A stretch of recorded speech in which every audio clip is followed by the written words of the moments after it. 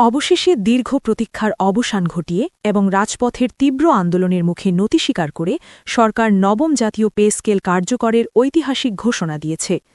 প্রিয় সরকারি চাকুরিজীবী ভাই ও বোনেরা, আজকের সকালের আপডেট নিউজে আপনাদের স্বাগতম। যারা আমাদের চ্যানেলে নতুন তারা এক্ষুনি চ্যানেলটি সাবস্ক্রাইব করুন, আর হ্যাঁ, অবশ্যই কমেন্ট করে জানাবেন আপনারা কে কোন জেলা থেকে আমাদের ভিডিওটি দেখছেন। তবে চলুন কথা না বাড়িয়ে আজকের সর্বশেষ সংবাদটি জেনে নিন। সারা দেশের লাখো সরকারি চাকুরিজীবীর জন্য আজকের দিনটি এক স্মরণীয় অধ্যায় হয়ে থাকবে। দাবি আদায়ের লক্ষ্যে গত কয়েকদিন ধরে সরকারি কর্মচারীরা যে নজিরবিহীন ঐক্য ও কঠোর অবস্থান দেখিয়েছেন, তার ফলেই অবশেষে অচলায়তন ভেঙেছে। আজ বৃহস্পতিবার ৫ ফেব্রুয়ারি রাষ্ট্রীয় অতিথি ভবন, যমুনায় অনুষ্ঠিত এক অত্যন্ত গুরুত্বপূর্ণ ও নীতি নির্ধারণী বৈঠক শেষে অর্থ উপদেষ্টা ড সালেহউদ্দিন আহমেদ আনুষ্ঠানিকভাবে এই শুভ সংবাদটি জাতির সামনে তুলে ধরেন। বৈঠক শেষে তিনি অত্যন্ত স্পষ্ট ভাষায় এবং দৃঢ়তার সাথে জানিয়েছেন যে নির্বাচন আসন্ন হলেও বা সময়ের স্বল্পতা থাকলেও পে স্কেল বাস্তবায়ন নিয়ে আর কোনো ধরনের টালাবাহানা বা বিলম্ব করা হবে না। সরকারের সিদ্ধান্ত এখন চূড়ান্ত এবং নবম জাতীয় পে স্কেল এই সরকারের আমলেই এবং নির্বাচনের আগেই কার্যকর হবে। গত কয়েক সপ্তাহ ধরে এবং বিশেষ করে গত ৩ দিন ধরে সারা দেশের নবম পে স্কেল বাস্তবায়নের এক দফা দাবিতে সরকারি কর্মচারীরা যে উত্তাল আন্দোলন গড়ে তুলেছিলেন তা ছিল অভাবনীয়।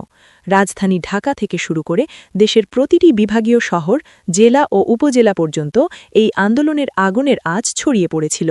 সচিবালয় থেকে শুরু করে ইউনিয়ন পরিষদ পর্যন্ত সকল স্তরের কর্মচারীরা স্পষ্টভাবে জানিয়ে দিয়েছিলেন যে নবম পে স্কেলের সুনির্দিষ্ট ঘোষণা এবং গ্যাজেট প্রকাশ না হওয়া পর্যন্ত তারা রাজপথ ছাড়বেন না এবং কর্মবিরতি প্রত্যাহার করবেন না।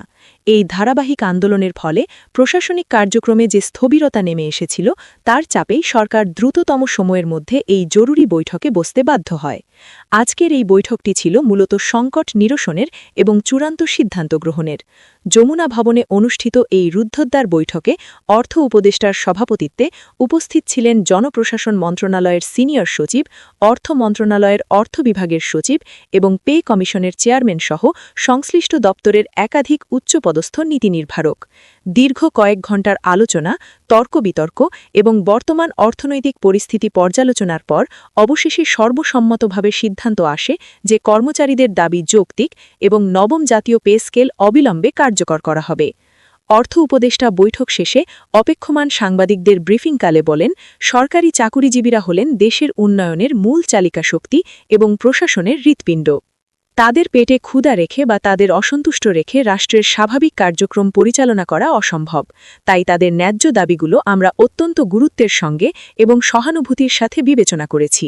নবম জাতীয় পে স্কেল বাস্তবায়নের বিষয়ে সরকার সম্পূর্ণরূপে প্রতিশ্রুতিবদ্ধ।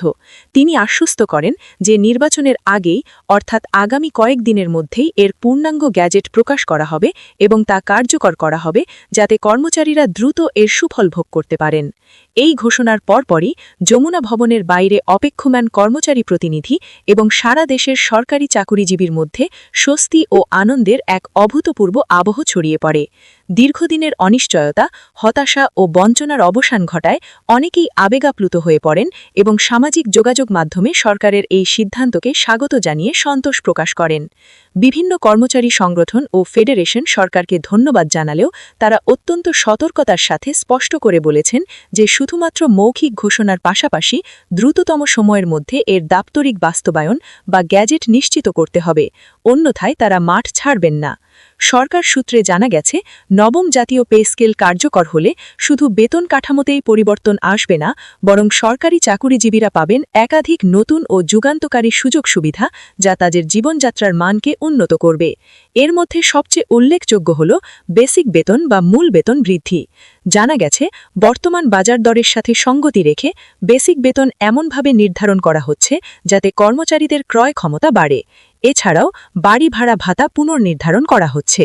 বিশেষ করে ঢাকা ও চট্টগ্রাম সহ বড় শহরগুলোতে জীবনযাত্রার ব্যয় বিবেচনায় বাড়ি ভাড়া ভাতার সিলিং তুলে দেওয়া বা বাড়ানোর প্রস্তাব গৃহীত হয়েছে। চিকিৎসা ভাতার ক্ষেত্রেও আসছে বড় পরিবর্তন।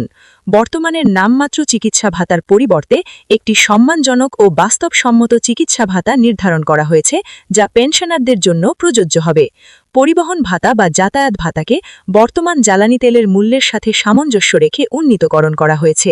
এছাড়া টিফিন ভাতা, শিক্ষা ভাতা এবং ধোলাই ভাতার মতো অন্যান্য ভাতাও পুনর্বিন্যাস করা হয়েছে। বিশ্বস্ত সূত্র আরও জানায়, নতুন পে স্কেলে গ্রেড সংখ্যা ও কাঠামোতে পুনর্বিন্যাস করা হতে পারে। এতে নিম্ন গ্রেড অর্থাৎ 11 থেকে 20 গ্রেড থেকে শুরু করে উচ্চ গ্রেড পর্যন্ত প্রতিটি স্তরে বেতনের উল্লেখযোগ্য ও দৃশ্যমান পরিবর্তন আসবে।